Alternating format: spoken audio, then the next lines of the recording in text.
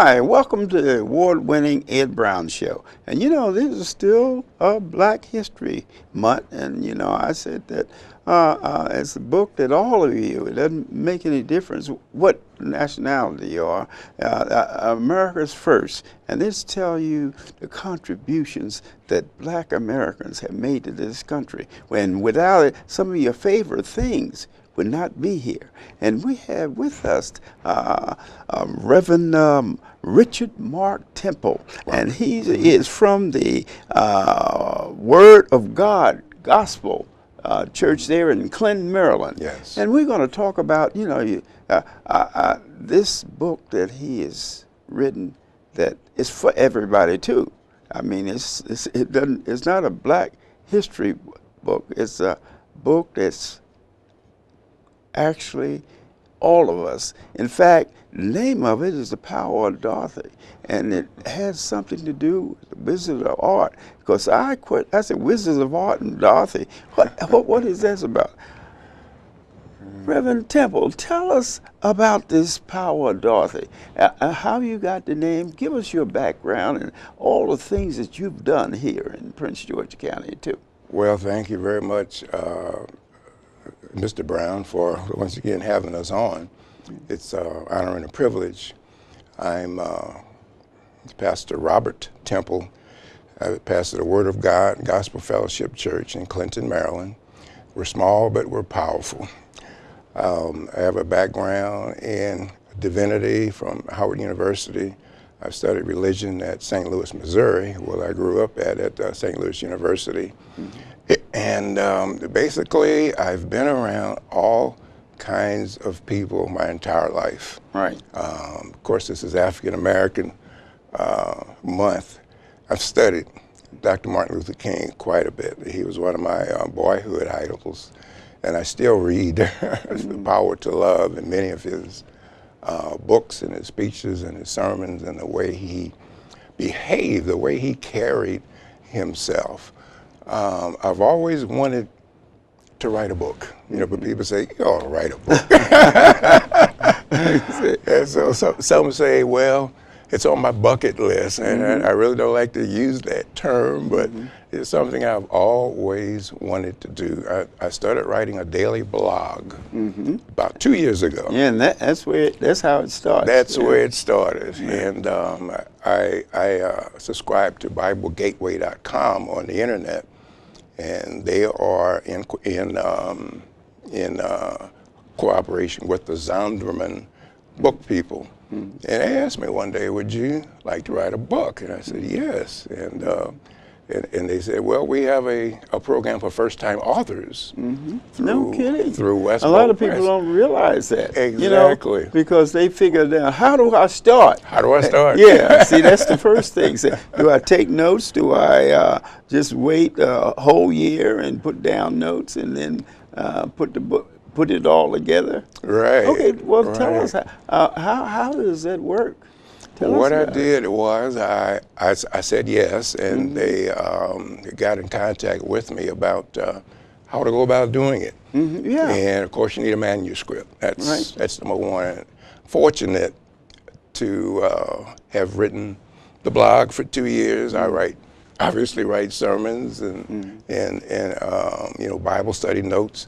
So I was able to coordinate all of that into succinct points, succinct chapters. I didn't want to write a book, you know, and I wanted it to be true. I used my life as an example. Significant. Yeah. And a lot of the problems. You didn't have to remember that. It gave to you automatic, which it does, you know. Because when you start thinking about that, you think of your childhood and the things that you did, and people that were involved. That were involved in your life that made a difference. Made a difference. And I first dedicated the book to my parents, William and Althea Temple.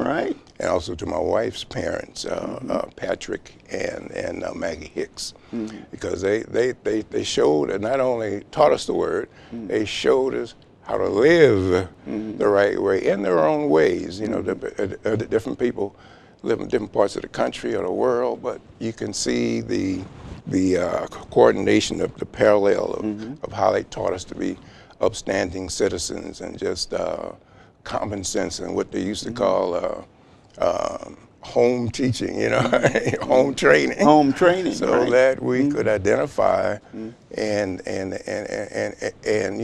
fit in wherever our hearts would lead us to fit in. But it ain't limitations on us. That's one thing I like about our parents. You can go as far as you want to go. They never said, you can't do this or you probably can't do this. They said, go for what you want to do. So one of the things I was thinking about, so many titles and so many ideas, I said, you know what? I could name a book that would appeal to Christians. I could name a book that would appeal to other certain African Americans. I could write a book based on many things. I said, what would draw? What would make people curious as to what I'm talking about? And as we talked before the show, Dorothy, who is Dorothy? Yeah. Dorothy Dandridge. Well, Dorothy's association with the Wizard of Oz. The Wizard of Oz, because that. everybody I know has seen the movie. Right. It has come out in many different forms, and they re-release it every so often. There are books, there are shows, there are stage plays. So I figured that if I named it The Power of Dorothy, it would raise the curiosity level in all people.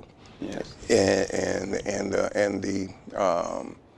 the sense behind it is I want to inspire people to live better. I want to inspire people who've gotten knocked down. I wanted to inspire people that are caught up in anger. I want to inspire people that are caught up in job losses and inferiority complexes and I'll never be anything. Oh, yes, you can. People who have fallen and don't know how to get back up. Right. Martin Luther King, I believe, said the measure of a man is not how many times he gets knocked down, but how many times he gets back up. And so, there's so much negativism in the world, Mr. Brown, it begs, it almost screams that, what's the good news? Yeah, right. Where is Somebody tell me. Yeah. Tell me something good. So, the power of Jesus Christ is one of the most powerful stories and concepts and beliefs that I have ever known. A lot of us have been to church, most of our lives, and either fallen away. Association, environment. With that. Well, tell us a little bit about Dorothy and the Wizards of Oz and the things that you actually got from. Thank you, Dorothy. In the beginning of the show, in the beginning of the story, she's caught up in a storm, big storm, that throws her way away from her comfort level of home. She finds herself in a strange land with strange figures. Along the way, she picks up courage and heart and strength from the characters that she meets. All of them are, deficient in some even areas. the animals. Yes, animals. Thank Yes, you. And right. that's a large part of, what we see in today's life. And so at the end of her journey, she thinks she's going the right way, traveling the right path to get home or to realize her mission. But that's not what happened. She met the wizard who was supposed to take her home. He had some magic. Take care of everything. He wasn't it. He wasn't it. The wicked witch tricked her into a lot of things, and she finally meets the good witch, settles her down, gives her peace, says, you want to get home, you want to be a success, you've had the power to do that all along, inside of yourself. So I'm paralleling that, obviously, with mankind, with the Christian especially. A lot of us, like I said, have been brought up in church. and learned about Jesus. We know about him, but we don't know him. A lot of us don't know him like we should. And a lot of times we get caught up in a storm. Right. We lose our way, Right. especially African Americans. You know, an African American experience is a well-known one. We get downtrodden, we get disappointed, we get depressed, and you know, as we grow or as we get older, we tend to lose our way until we realize that we have the power within ourselves. We have the God-given power within ourselves to succeed in anything that we try. We're going to keep failing.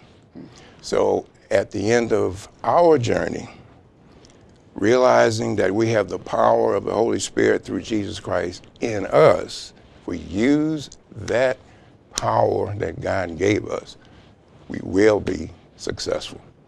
And I touched on a lot of those themes in the book, and it just overwhelms me sometimes. The responses I get from not only friends and family, but people across the United States. And I started getting responses from Bangkok, No kidding. from Japan, from London, England. So I know it's reaching Yeah. Wonderful. wider, Congratulations. thank you, Yeah. the Right. wider audience, because, you know, we got to reach out. And it's not really for any particular group. It's That's for right. people. Everybody. You know, everybody can make any Everybody. difference. Everybody. And I think that's what we have to start doing is, you know, analyzing people, Yeah. individuals, Yeah. not races, because Exactly. that's where we get in. Because you got good, bad in Yeah, every all race. races It doesn't and- make any difference, you know. Yeah. So you have to really analyze the Yeah. person that Yeah. you're dealing with and act accordingly. That's right. And I think that's right. one, and not be actually the peer pressure. Most of us, we my. want we want to be accepted. And so what the things that we do, instead of looking at the truth, we just say, well, this group here, you know, defies this other group. Right. So I want to be accepted in this group. So Exactly. I'm going to pick up the things that they are doing because I know they're like that. That's right. Instead of being yourself That's and right. analyzing the individual, no matter who he is. That's right. You know, Who she and, is. and I think that's one of the problems that this world have. Not just as far as the Black America thing. Oh my, yes. They have actually experienced discrimination.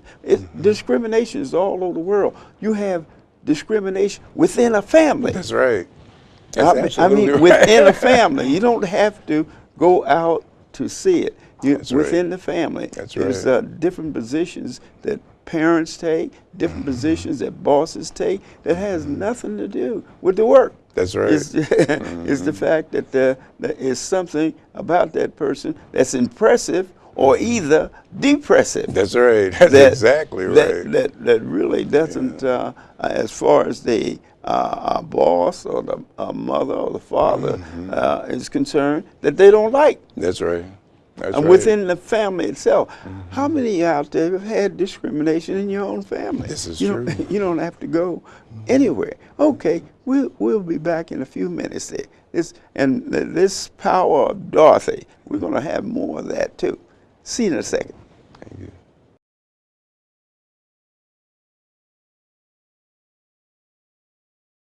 Hi, welcome back with Reverend Temple and the power of Dorothy.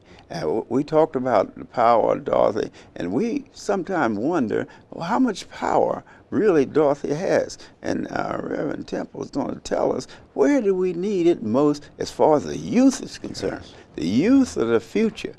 Tell us about this. They're in a different environment now. You know, they're growing up. indeed. You and I were in a different environment than the kids. Now you got to stand your grounds and that all of those things that, I mean, if you're a youngster, as far as education is concerned, jobs are not plentiful. So tell us a little bit about the power of Dorothy concerning giving the spirit back to the youth. Well, Mr. Brown, one of the things that that we wanted to do with the book was to relate to all kinds of people. Dorothy was a young girl. She came upon many a trial and tribulation. She tried this and she tried that. She failed. She got angry. She was upset, but she didn't let that stop her. She still went toward her successful goal. And I'm praying that the youth, our young people, you know, see that, can see that, and not only in a fairy tale, but in sports and in economics and in education. And when it comes to these vehicles, lots of vehicles that we can use to continue to get ahead, even against, you know, laws like stand your ground. And we were saying before, when we were growing up, when we came home from school, Mom was pretty much there. Sure. Mom or grandmama was there, so they would receive us, and we, you know, have a hot meal, and we talk about what happened at school, and they could guide us along. And, oh, come on, now, that's not right. You know, this is the right way to handle it. A lot of that's missing in society because we're, you know, one parent households, especially in the African American community. Right, and really what has taken over is peer pressure. That's right. That's right. The peer The pressure games says, and things of that nature. peer pressure says, oh, you don't need to study the books. You can just play the video games all day long. Video games. Or get on the internet or the iPod and use Facebook and Twitter. All these things are good, but we need to rise. You know, there's more to life than that. And what I try to teach my children and grandchildren, really anyone I come in contact with, let's go beyond that. Let's go beyond. Yes, there's a lot we can learn from the internet, but there's nothing like picking up a book. You're right.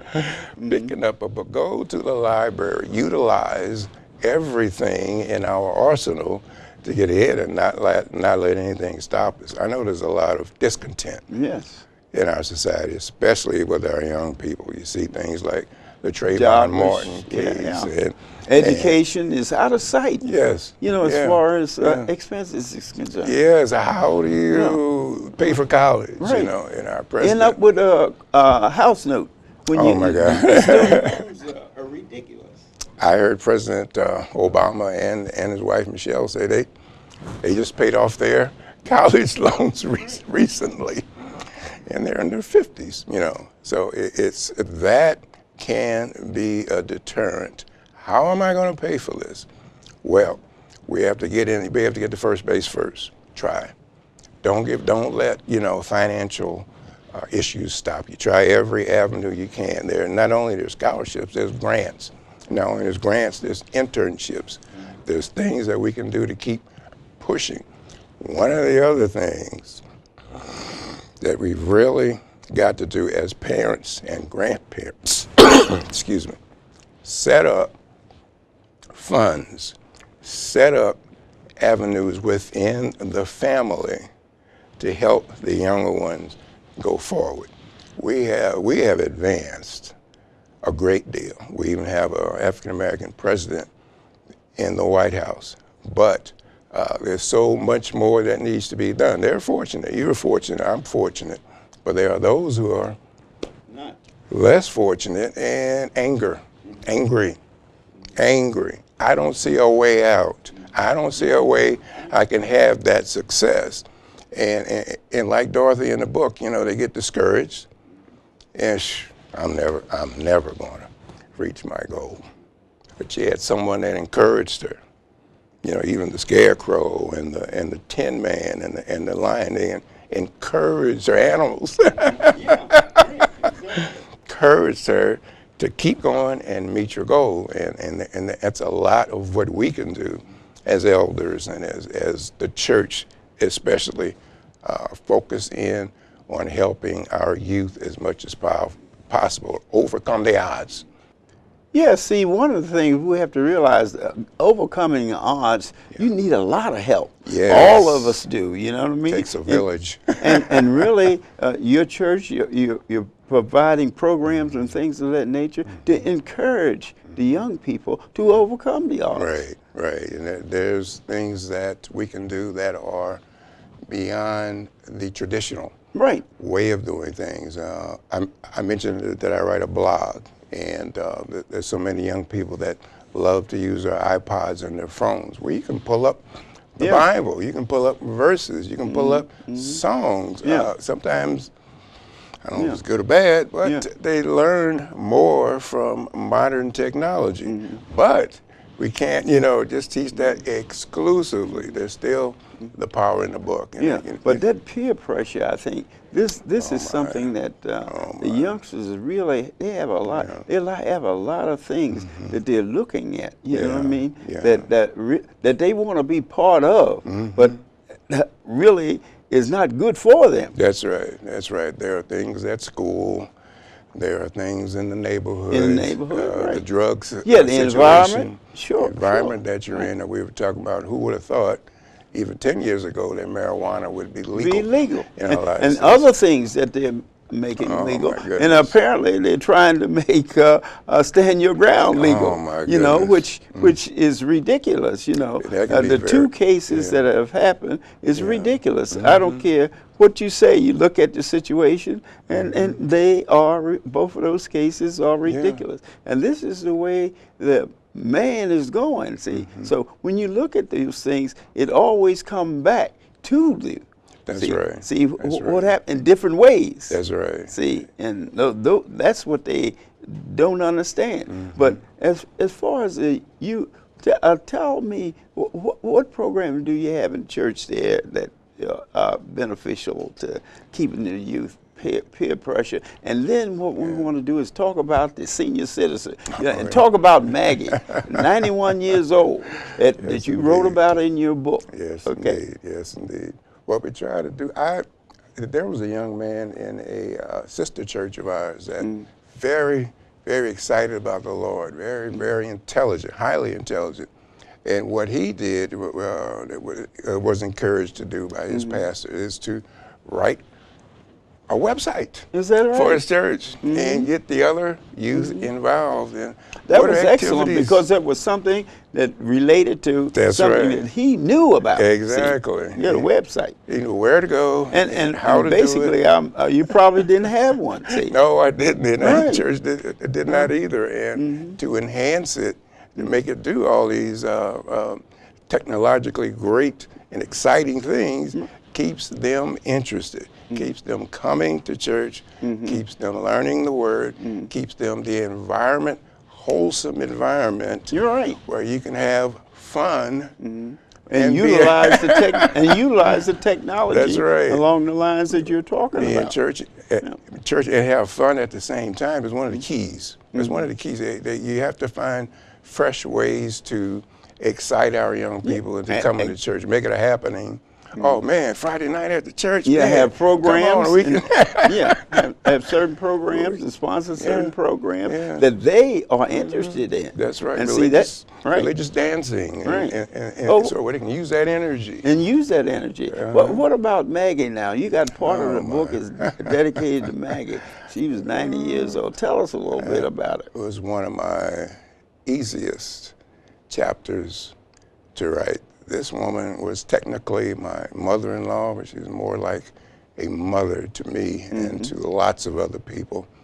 Throughout her life, she loved people. Whoever came to the door, won't you have something to eat? Won't you have something to drink? That was inspiration to you. Inspiration to me and everyone around her. And when my daughter Krista was born, and we took Krista to see her, she asked me a most profound question, and I'll never forget it. She asked me, she said, may I have some time, or may I be included in the raising of your child?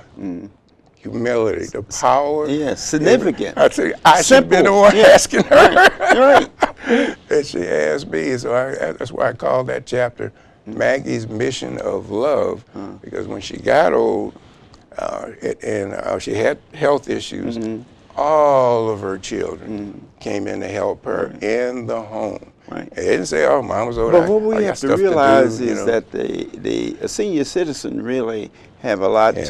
to offer. A lot to you know, and people they skate right over, but the senior citizen just put them in the home. I always say that senior citizen, that's knowledge that we're missing. Yes. If we utilize the knowledge from the senior citizen, in your book here, talking about Dorothy and talking about Maggie, it indicates, you know, the utilization of the talent that we have here. And I want to thank you for being here, and Dorothy and the Wizards of Arts. That's a unique approach that Reverend Temple have here. And we'd like to continue this and tell us some more about it next time. Okay, this has been Ed Brown. And don't forget, Black History Month. And don't forget that book. I mean, this is about guys like Reverend Temple. You haven't heard of him, like Martin Luther King, but these are people that are making contributions, and we want to thank them. All right, see you next time.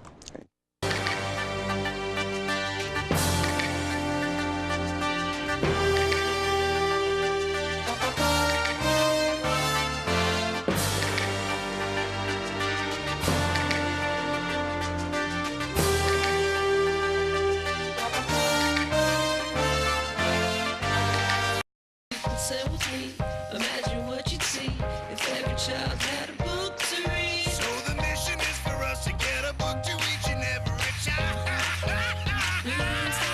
So let's join hands, book people unite. Unearth hidden passion. Come on, we'll have a good time. One book can be the first little thing that helps to change a life. People unite. Read to a child today and spark a lifetime of ambition.